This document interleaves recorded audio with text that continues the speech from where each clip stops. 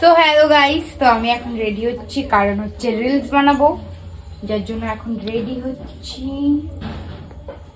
আজকে কেমন করে শাড়ি পরবে? 8 পরে করে। একটু জোরে বলো, শুনতে পাচ্ছি না। 8 পরে করে পরবো। 8 পর করে পরবে? পহর নাকি? একটু তাকাও দেখি কেমন লাগছে আজকে লুকটা তোমার। ওয়াও, সুন্দর লাগছে। এই শাড়িটা পরবে তাই তো? এই শাড়িটা কোথা থেকে এনেছো? এই শাড়িটা না আমার পরতে ইচ্ছে করে না, এই একটা কারণেই। এই সাইড থেকে আমার একটা বুলবুলি একবারই পরতে। এই শাড়িটা কার কাছ থেকে চুরি করে এনেছো বলো তো?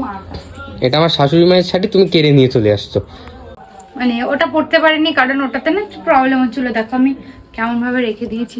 তো আমি এখনো পুরোপুরি কমপ্লিট হয়নি কারণ আমার এই কোমর বিছিটা না প্রচন্ড ডিস্টার্ব করছে।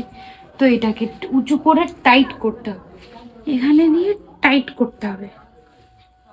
Help me please.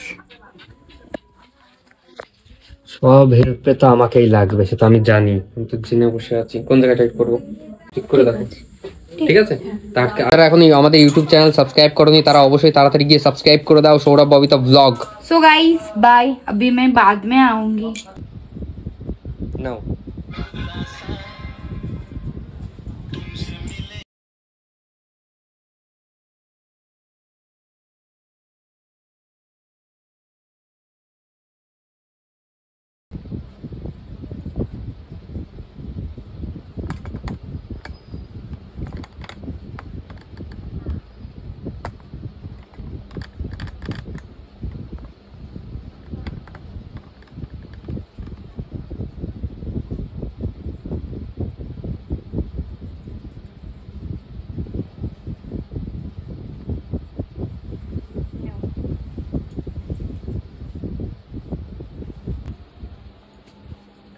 হ্যালো বন্ধুরা, এটা আমার বউ।